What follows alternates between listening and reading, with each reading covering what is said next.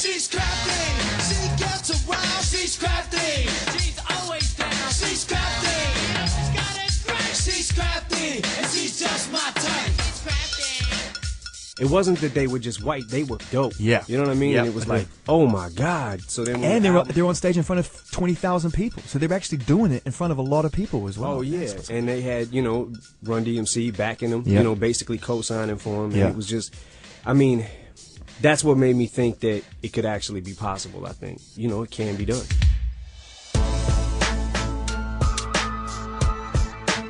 I think everyone needs a confidant in their life, and sometimes that can be a parent or a brother or a best friend. And in the case for you, it was Proof, someone who came through and saw you. For whatever reason, your paths collided, and you met each other and you rapped at each other, and your life has never been the same ever since, neither was his, And for you, he was just early on in that part of your career. He was your confidence, wasn't he? He was the guy that he was the hand on your back, pushing you to go. Oh yeah, whenever I thought if ever there, Proof was the kind of person that I would go and play something for, and I would get immediately get basically the criticism that I needed. You know what I mean? He would tell me if something was whack, he would make fun of me for it, but he wouldn't do it in a mean way. He would we joke about it. You know what I mean? Because that's kind of how our relationship was. But when I did hit something, when I was onto something, he would tell me, and he'd be really adamant about it. You know what I mean? He would just be like, "Yo, people need to hear this."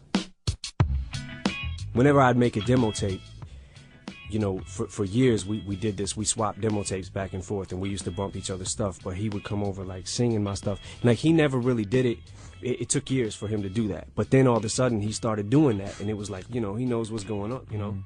And then he took you down the hip hop shop, Mo Malone's, man, which is an important part of your life. I mean, I know there was a story in the book where you talk about your first rhyme experience in front of a crowd, which everyone's is going to be terrible. You're never going to get up there and smash the crowd apart. It's never going to happen. But you took a few years away from that, and then Proof was like, "Come on," dragged you down to the hip hop shop and got you on the mic again.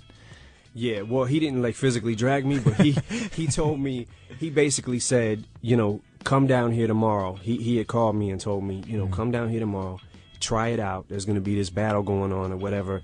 And something was going on down there. I'm not sure if it was, I think it was a battle. And he was telling me basically wait till most of the people clear out after the battle and rhyme, just, you ain't got to really battle nobody, just rhyme and let people hear you rhyme. And if you don't like it, you ain't got to do it again. So I'm like, all right, cool. So I ended up calling work and telling them that I was going to be a little late. Where were you working at the time? What were you doing? Gilbert's Lodge. I was a chef, a short order cook or whatever, But yeah. I went down there and I got, just from the few people there, it was I got this response. It was crazy. Yeah, baby. Yeah. That was a turning point in my life. That's when I really, really dug down and got serious with everything. Metaphorically, lyrically, paying attention to everything I said. And making sure everything was a punchline, because, in rap, especially back then, everything was punchlines. Metaphors, punchlines, and you were trying to get oohs and ahs from whoever was there. Something that's missing to me now. I wish more rappers were coming out and actually ended their 4 bars with some power. As opposed to just a connection to the next 4. Yeah, who just right offhand thinking about that, who's really good at that is Ludacris. Yeah, putting those punchlines together and all that. Yeah, he does. It's like stand-up comedy for me when I hear his records sometimes, because he has me laughing out loud. He's great at it though. It's when you hear it, it's just you're always waiting for what he's gonna say. Whoa, don't slip up or get cut. Why not, man? I'm coming for that #1 spot. All right. Woo. Rappers swearing they own tough. But I'm coming for that #1 spot. All right, man. Scheme, plot. Say what? I'm coming for that #1 spot. Woo. Hey, keep it going, it won't stop. What you doing, man? I'm coming for that #1 spot. So you hooked up with D12 and you've got strength in numbers. You've got some unity, and you found some rappers who believe in you, and you believe in them, and you have a crew. And Proof, I think Proof came up with the idea of everyone has an alias, we'll call ourselves the Dirty Dozen. And then you need to do something very important. Everyone needs to do. You need to take a dump. And you need to go and sit on the toilet, have a bowel movement, and this is where divine inspiration strikes you. Yeah. this is not a lie. I was sitting on the toilet, and I was just a lot of good material comes out of that. You know, I mean, you know. So that was my little moment of solitude there, and this name pops into my head, like, you know, I was kind of skinny, and I was like, maybe it should be something slim. You know what I mean? And then, just for some reason, Slim Shady popped into my mind, and I just thought of 20 things to rhyme with it right off the bat, and I was like, this is it. I go in my little room, and I wipe my ass. You know, it's important to get once, and I went back in the room, and I was like, I just kept writing, and was like, that's when I wrote, Just Don't Give a F. Yeah. And it started out. Slim Shady, brain dead like Jim Brady. Slim Shady, brain dead like Jim Brady. So the imagery, the contextualization of who he was going to become as a character was already flowing to you very quickly. You know? Oh yeah, I had already wrote like one thing that was, I didn't even have a name for it. It was just like this freestyle. It was just like Bizarre Gun on the track, and at the end of it, he said, "You have now witnessed a white boy on drugs," and it was like, okay, well, maybe I'll do that, and I'll make that my thing, you know? And then it just kind of developed over, you know, the next couple of songs or whatever. And then it started, it was kind of an outlet for me to say, to be able to say things that I always wanted to, you know? Once I found that, it was like, okay, I got it. You know, this is what Proof wants. You know what I mean? And this is what it should be. Yeah. Well, you know, we'd had these rappers who were white who'd come out and been lyrical and been brilliant in third base, and we'd had these rappers who had come out and been outrageous in a different way in the Beastie Boys, but we never had both.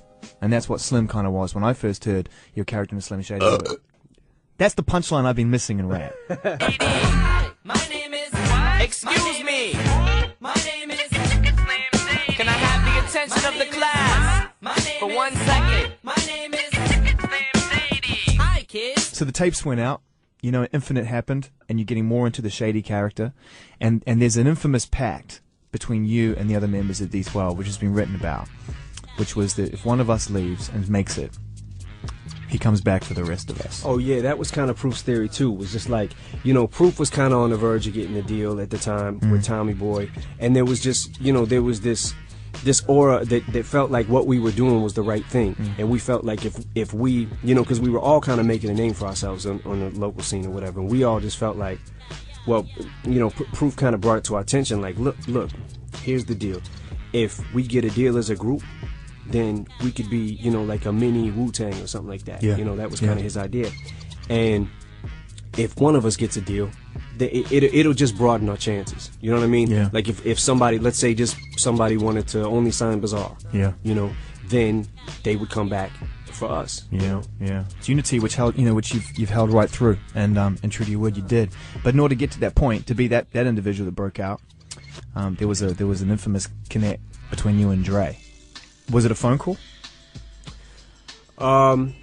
The actual thing that happened with me and Dre, I'm gonna try to make this as quick of a story as possible. We had put out the Slim Shady EP, right? And it sold, I want to say, 250 copies. And basically, what happened was we only had, I think we had 500 pressed up, and it sold like 250. It was close to the 300 number. So Mark Bass, from the Producer and producer at the time, he basically was putting the money into it, right? Well, we got this call from a guy in Vegas that said he wanted to buy 2,000 of those tapes. So Marky ended up putting like his house up for a third mortgage or something crazy, and it was like, it's all or nothing. You know what I mean? Like, all the marbles are going into this. So you know, Did it feel like that to you at the time? Was it like this is the make or break moment for me? Oh yeah, definitely. You know, back to a 9 to 5, right? So yeah, I mean, plus if nothing had happened at that time, I probably would have still kept rapping, but would have broke my spirit so bad that I don't know how I'd even sound today. Yeah. You know what I mean? Yeah. But anyways, so this guy wants to buy this like 2,000 CDs and cassettes, I don't know, combined or each, I don't know, some crazy number to us at the time. So we go out there, and he got us a plane ticket out there, and we go out there, and I'm putting the stuff on consignment. Like, I'm going around in stores to Vegas, and I'm putting like tapes and CDs on consignment or whatever. And I'm doing that for like 2 days, and the guy, I guess he met with the guy and he bought some, you know, some CDs or whatever. And then I come back to the motel we're staying at, and he says to me when I walk in, he's like, we got a phone call today. Yeah, from some doctor. And I'm like, some doctor? He's like, yeah, he said his name. Marky is like a jokester, and he was like, yeah, some doctor was the kind of person that I would go and play something for, and I would get like immediately get basically the criticism that I needed. You know what I mean? He would tell me like if something was whack, he would make fun of me for it, but he wouldn't do it in a mean way. He would in front of 20,000 people, so they're actually doing it in front of a lot of people as well. Oh yeah, and they had, you know, Run DMC backing him, yep. You know, basically co-signing for him. And yep. It was just, I mean, that's what made me think that it could actually be possible. I think, you know, it can be done.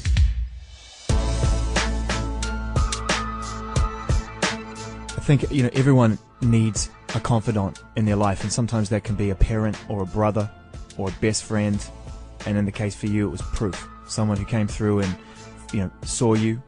For whatever reason, your paths collided, you know, and you met each other, and you rapped at each other, and your life has never been the same ever since, and neither was his, you know.